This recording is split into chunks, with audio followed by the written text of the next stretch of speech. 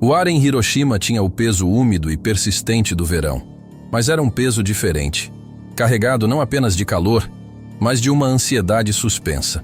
Emiko, com seus 20 anos e o uniforme amarrotado de estudante de medicina, sentia esse peso em cada passo apressado que dava entre o hospital e o pequeno quarto que dividia com outras colegas. A rotina era um simulacro de normalidade, uma fina camada de gelo sobre um lago de pânico.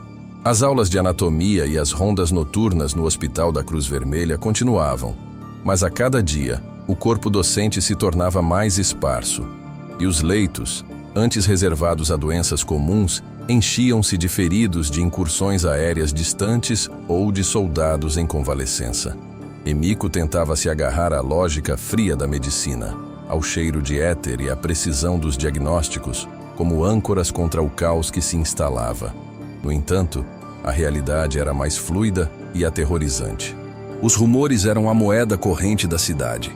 Sussurros sobre a resistência fanática em Okinawa, sobre a iminente invasão do continente e, mais recentemente, sobre a estranha imunidade de Hiroshima aos bombardeios maciços que devastavam outras cidades.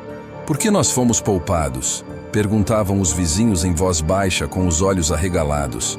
A ausência de ataques aéreos de grande escala não trazia alívio, mas sim uma suspeita gélida. Seria Hiroshima um alvo reservado? Um prêmio a ser poupado para um golpe final e decisivo? A maior parte da sua angústia, contudo, residia na ausência de notícias de Aiko. Sua irmã mais velha, enfermeira em um hospital militar em Tóquio, era a sua única ligação com o mundo exterior, a sua bússola moral. As cartas, antes semanais, tornaram-se esporádicas, depois quase inexistentes. A última, recebida há quase um mês, era breve e cautelosa, escrita com a caligrafia elegante de Aiko, mas com um tom que Emiko não reconhecia. O trabalho aqui é incessante, Emiko. O céu noturno em Tóquio é um espetáculo de luzes que não deveríamos ver. Mantenha-se segura. Lembre-se do que o sensei nos ensinou. A disciplina é a armadura da alma. Não se preocupe comigo. Preocupe-se em estudar e em se alimentar bem. Escreverei assim que puder respirar. Respirar. A palavra ecoava na mente de Emiko. Em Tóquio, Aiko estava no epicentro da fúria, testemunhando a destruição de uma metrópole por ataques incendiários que transformavam bairros inteiros em cinzas. Emiko imaginava o cheiro de fumaça e a exaustão nos olhos da irmã, mas não conseguia conceber a escala do sofrimento. Em Hiroshima, a vida ainda tinha um ritmo, embora distorcido. As pessoas ainda plantavam arroz, as crianças ainda brincavam em meio aos escombros de casas demolidas para criar faixas de fogo, espaços vazios destinados a conter a propagação de incêndios. A perda das comunicações era o sintoma mais claro do colapso iminente. As linhas telefônicas estavam sobrecarregadas ou cortadas. O rádio transmitia apenas marchas militares e comunicados oficiais que soavam cada vez mais ocos e triunfalistas, em contraste gritante com a realidade faminta e assustada nas ruas. Emiko tentava todas as noites sintonizar a estação de Tóquio, buscando a voz da irmã no silêncio estático. Era um ritual inútil, mas necessário. Certa manhã, ao sair do hospital, Emiko viu um grupo de vizinhos reunidos em torno de um velho que segurava um jornal amassado. A manchete, impressa em caracteres grossos e desesperados, falava de um novo tipo de arma, um poder destrutivo sem precedentes, usado em algum lugar da Europa. O velho lia em voz alta, a voz trêmula, mas a descrição era tão vaga, tão próxima da ficção científica, que a maioria balançava a cabeça em descrença. São apenas mentiras de propaganda inimiga, disse um açougueiro, cuspindo no chão. Eles querem nos assustar.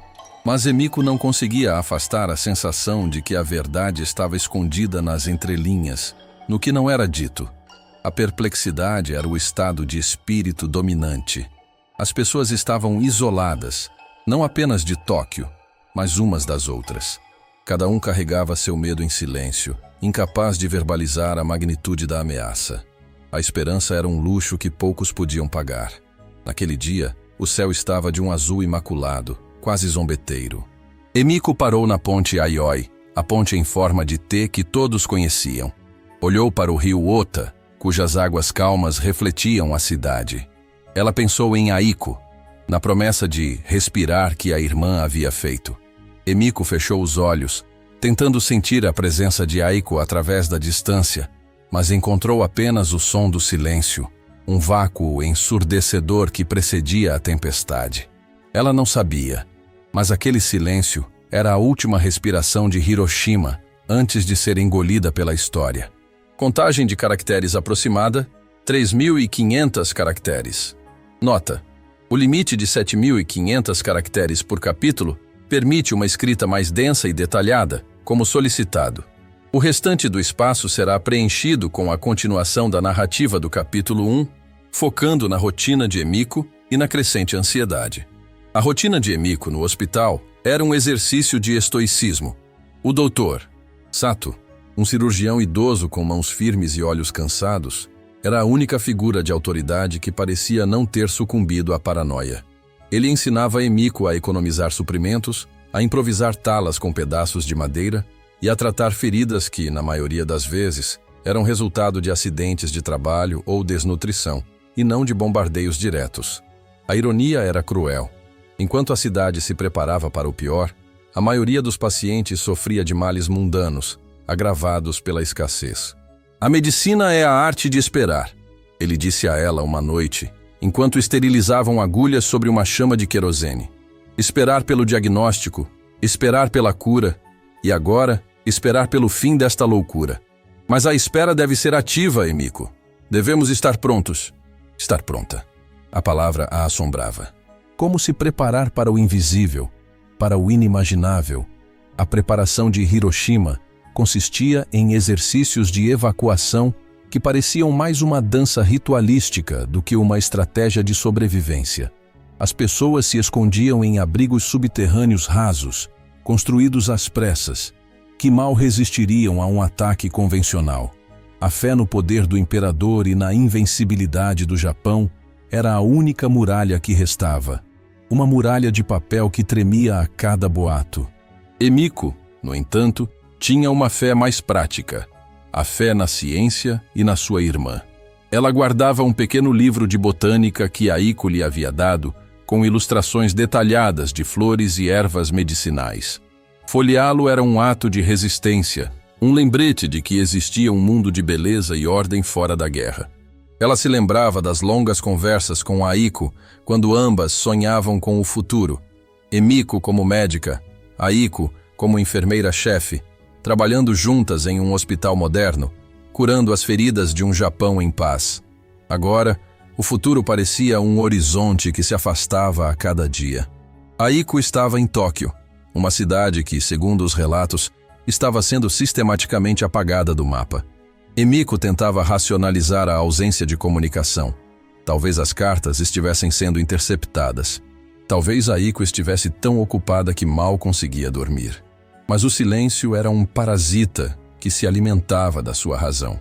A ansiedade se manifestava em pequenos tiques nervosos. Ela mordia o lábio inferior até sangrar. E seus sonhos eram povoados por aviões prateados que voavam em círculos, sem nunca soltar suas cargas. Ela começou a evitar o sol, preferindo a penumbra do hospital, onde o sofrimento era palpável, mas compreensível. O sofrimento da guerra, por outro lado, era abstrato, uma nuvem que pairava sobre a cidade, pronta para desabar. A confusão era generalizada. Um dia, o governo ordenava a evacuação de crianças e idosos. No dia seguinte, pedia que todos permanecessem em seus postos para defender a pátria. As informações eram fragmentadas, contraditórias, e a verdade se dissolvia na névoa da propaganda. Emiko sentia-se como se estivesse vivendo em um teatro, onde o palco era Hiroshima, e a peça era uma tragédia cujo roteiro ninguém conhecia. A última vez que Emiko viu um trem chegar de Tóquio, ele estava quase vazio. Os poucos passageiros que desceram pareciam fantasmas, com os olhos vazios e a pele coberta de fuligem. Eles não falavam sobre a guerra. Falavam sobre a fome, sobre a perda de tudo o que possuíam. Um deles, um velho professor de história, disse a Emiko, em um sussurro rouco: Aiko é uma boa menina. Ela é forte, mas a força não pode parar o fogo. Aiko. O nome da irmã era um mantra, uma oração silenciosa. Emiko sabia que precisava manter a esperança, não apenas por si mesma, mas por Aiko. A esperança era o último bastião contra o desespero. Mas naquela manhã de agosto, enquanto o sol nascia sobre o rio Ota, Emiko sentiu que a esperança estava se esvaindo, substituída por uma resignação fria. Ela estava no pátio do hospital, regando um pequeno jardim de hortênsias que o Dr. Sato insistia em manter. O céu estava limpo, de um azul quase irreal. Ela ouviu o zumbido distante de um avião, um som que se tornara tão comum que a maioria das pessoas nem sequer levantava a cabeça. Mas este zumbido era diferente, mais alto, mais persistente. Ela olhou para cima e viu um único avião prateado, voando a uma altitude que parecia desafiar a gravidade.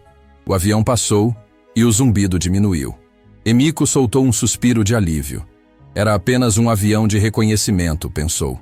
Eles sempre vinham, tiravam fotos e iam embora. Ela voltou a regar as hortênsias, o coração ainda acelerado. O silêncio voltou, mais profundo do que antes. Um silêncio que não era de paz, mas de espera. Um silêncio que, em poucos segundos, seria quebrado por um estrondo que reescreveria a história. Emiko sentiu um clarão, uma luz branca e cegante que engoliu o céu e a terra. Não houve som, apenas a luz, mais intensa que 1000 sóis. E então, o som do silêncio foi substituído pelo rugido da destruição. O rugido não veio imediatamente. O que se seguiu ao clarão branco foi um silêncio ainda mais profundo. Um vácuo que parecia ter sugado todo o som do mundo. Emiko não se lembrava de ter caído, mas estava no chão, coberta de terra e pétalas de hortênsia. O ar estava denso, quente, e cheirava a poeira e metal queimado. Quando conseguiu se levantar, o que viu não era mais Hiroshima. Era uma paisagem lunar, um pesadelo em tons de cinza e vermelho. O hospital, que momentos antes era um bastião de ordem, estava reduzido a escombros fumegantes. O Dr. Sato estava caído perto dela, imóvel, com um pedaço de madeira atravessado no peito. O pequeno jardim de hortênsias havia desaparecido, substituído por uma cratera fumegante. Emiko estava ferida, mas a dor era uma sensação distante, abafada pelo choque. Seu corpo agia por instinto, movendo-se através da destruição em busca de vida. Os ecos da destruição eram literais. O som de gemidos abafados, o crepitar do fogo que se espalhava rapidamente e o barulho seco de estruturas desabando ao longe. Emiko, a estudante de medicina, foi imediatamente forçada a se tornar a médica. Ela usou o que restava de seu uniforme para fazer torniquetes improvisados, guiada pela luz fraca do sol que mal conseguia penetrar a nuvem de fumaça e poeira que subia ao céu. O que aterrorizava não era apenas a escala da destruição, mas a natureza das feridas. Pessoas estavam queimadas de uma forma que ela nunca tinha visto, com a pele pendurada em tiras. Algumas pareciam ilesas, mas cambaleavam como bêbados, vomitando e sangrando internamente. O mais estranho era a ausência de corpos. Parecia que a força da explosão havia vaporizado as pessoas, deixando apenas sombras gravadas nas paredes. Nos dias que se seguiram, Emiko juntou-se a outros sobreviventes, a maioria feridos e desorientados, em uma marcha lenta e silenciosa para fora da cidade. A água do rio Ota, antes um espelho da cidade, estava agora cheia de corpos inchados e escombros. Ela caminhava, repetindo o nome de Aiko como um mantra, uma tentativa desesperada de manter a sanidade. Aiko estava em Tóquio, longe do inferno. Aiko estava segura. Ela precisava acreditar nisso. Em Tóquio, a rotina de Aiko no hospital militar era de exaustão crônica.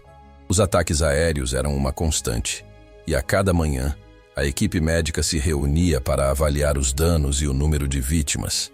A Aiko, uma enfermeira experiente e pragmática, havia se acostumado ao cheiro de carne queimada e ao som dos bombardeiros. Ela havia construído uma muralha emocional para sobreviver. No entanto, nas primeiras semanas de agosto, algo mudou. Os ataques aéreos sobre Tóquio diminuíram drasticamente. Havia uma calma estranha, uma trégua não anunciada que, em vez de alívio, trazia uma sensação de presságio. Aiko notou que os médicos-chefes estavam mais tensos, reunindo-se em salas fechadas e falando em sussurros. A mudança mais significativa ocorreu na ala de suprimentos. De repente, grandes quantidades de morfina, ataduras e plasma sanguíneo, antes racionados com rigor, começaram a ser estocados em segredo. Aiko perguntou ao Dr. Kenji, um cirurgião com quem tinha uma relação de confiança, sobre a razão da súbita abundância. Estamos nos preparando para o pior, Aiko. Ele respondeu, com um olhar que ela nunca tinha visto antes. Há rumores de que o inimigo usou uma nova arma em algum lugar. Uma arma que muda tudo. Os rumores eram vagos e contraditórios. Falavam de uma bomba de urânio, de uma explosão que destruiu uma cidade inteira em um instante. Aiko tentou se concentrar em seu trabalho, mas a ansiedade era palpável. Ela pensava em Emiko, em Hiroshima, uma cidade que, ironicamente, havia sido poupada da fúria dos bombardeios convencionais. Então, a notícia chegou, fragmentada e difícil de acreditar. Um comunicado oficial, lido com uma voz monótona no rádio, mencionava um ataque a Hiroshima, mas minimizava a destruição, chamando-a de dano significativo. Mas os relatórios não oficiais, trazidos por soldados feridos de outras regiões, pintavam um quadro de horror apocalíptico. Não sobrou nada, enfermeira, disse um jovem soldado com queimaduras leves, mas com os olhos cheios de terror. Não foi um bombardeio, foi o fim do mundo. Vi pessoas que pareciam ter derretido. Aiko tentou manter a compostura, mas a menção de Hiroshima a atingiu como um golpe físico. Ela correu para o escritório de comunicações, exigindo saber se havia alguma notícia sobre a cidade. O oficial, um homem cansado e cinzento, apenas balançou a cabeça. As comunicações com Hiroshima foram completamente cortadas, enfermeira. Não há linhas, não há rádio. É um silêncio total. O silêncio. O mesmo silêncio que Emiko havia sentido antes do clarão. Aiko sentiu o pânico subir pela garganta. Ela se lembrou da última carta de Emiko, cheia de preocupações sobre a escassez de alimentos e a ansiedade da espera. Aiko havia prometido a si mesma que protegeria a irmã, mesmo à distância. Agora, essa distância parecia intransponível, um abismo de silêncio e incerteza. Aiko começou a ver a guerra de uma nova perspectiva. Não era mais uma batalha distante, travada por homens em uniformes. Era uma ameaça íntima, que havia engolido sua irmã e sua cidade natal.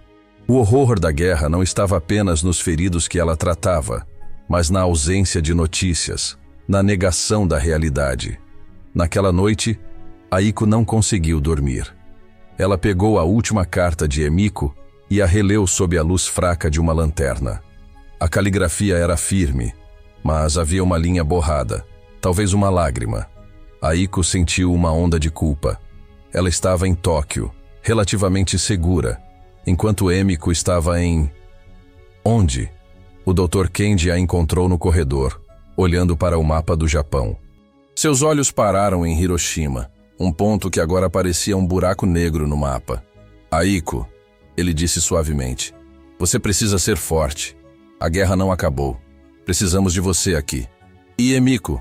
A voz de Aiko era um sussurro rouco. Minha irmã está lá. O médico hesitou. Não podemos saber, mas se ela for forte como você, ela sobreviverá. E se ela sobreviver, ela precisará de você. Aiko assentiu. Mas a muralha emocional que ela havia construído estava rachada. Ela sabia que a tragédia havia chegado à sua porta. O horror da guerra não era mais uma estatística, mas um nome. Emiko. Ela precisava encontrar uma maneira de atravessar o silêncio, de alcançar a irmã. Mas por enquanto, tudo o que restava eram os ecos distantes e aterrorizantes da destruição. Emiko estava agora a quilômetros de Hiroshima, em um vilarejo montanhoso que servia como posto de socorro improvisado. A marcha havia sido um borrão de dor e desespero. Ela carregava consigo apenas a roupa do corpo e a imagem gravada da cidade em chamas. A cada passo, a realidade do que havia acontecido se solidificava. Não era um bombardeio, era uma aniquilação. Sua formação médica, por mais incompleta que fosse, a tornou inestimável. Ela tratava feridas que não cicatrizavam, pessoas que tossiam sangue e vomitavam, e outras que, aparentemente ilesas, morriam subitamente. O medo era uma presença constante. Não apenas o medo de um novo ataque, mas o medo do desconhecido. Os sobreviventes falavam de uma doença estranha, uma maldição que se manifestava dias ou semanas após a explosão. Emiko tentava aplicar a lógica da medicina, mas nada fazia sentido. As células morriam sem razão aparente, e o corpo se desintegrava de dentro para fora. A única coisa que a mantinha era a necessidade de sobreviver para encontrar Aiko. Ela começou a escrever. Não cartas para enviar, pois não havia correio, mas cartas para si mesma, para manter viva a memória da irmã. Ela descrevia o céu azul de Hiroshima antes do clarão, o cheiro das hortênsias, a voz grave do Dr. Sato. E em cada carta, ela reafirmava a crença de que Aiko estava viva. Aiko, se você estiver lendo isso um dia, saiba que eu me lembro de tudo. Lembro-me de quando você me ensinou a amarrar meu obi, de quando dividimos o último bolinho de arroz. O mundo mudou, mas a memória não pode ser queimada. Eu estou viva. E você também está. Eu sei. Em Tóquio, Aiko havia se tornado uma máquina de trabalho. A notícia do ataque a Hiroshima, seguida pela confirmação do uso de uma arma atômica, havia paralisado o país. O hospital estava em estado de alerta máximo e os rumores sobre a nova arma se espalhavam como fogo. Aiko, no entanto, havia encontrado um propósito na incerteza. Ela precisava estabelecer contato. Ela usou sua posição no hospital para interceptar comunicações militares e civis. Ela subornou telegrafistas, implorou a motoristas de caminhão e usou todos os seus contatos para enviar mensagens para a região de Hiroshima. A maioria voltava sem resposta, mas ela persistia. Um dia, uma mensagem chegou. Não era de Emiko, mas de um ex-colega de faculdade que havia sido enviado para a região de Kure, perto de Hiroshima. A mensagem era codificada, mas o significado era claro. Sobreviventes estão sendo tratados em vilarejos ao norte. Procure por estudante de medicina, Hospital da Cruz Vermelha. Aiko sentiu uma onda de esperança tão intensa que quase a derrubou. Emiko estava viva. O medo que a havia consumido foi substituído por uma determinação feroz. Ela precisava ir. Aiko não podia simplesmente abandonar seu posto. Ela escreveu uma carta, a primeira em meses, e a confiou a um motorista de caminhão que ia para o sul. Era uma carta cheia de instruções e promessas. Um farol de luz na escuridão. Minha querida Emiko, o silêncio acabou. Eu sei que você está viva. Eu sei o que aconteceu e sinto muito por não ter estado lá. O que eles usaram não foi uma bomba comum. É uma arma que usa o poder do átomo. O mundo está em choque e o medo é a única coisa que cresce mais rápido que a grama. Mas não tema. Eu estou vindo. Não posso sair agora, mas estou enviando esta carta com suprimentos. Fique onde está. Continue a curar. Continue a escrever. Mantenha a fé. Eu estarei aí assim que puder respirar longe daqui. Com todo o meu amor, Aiko.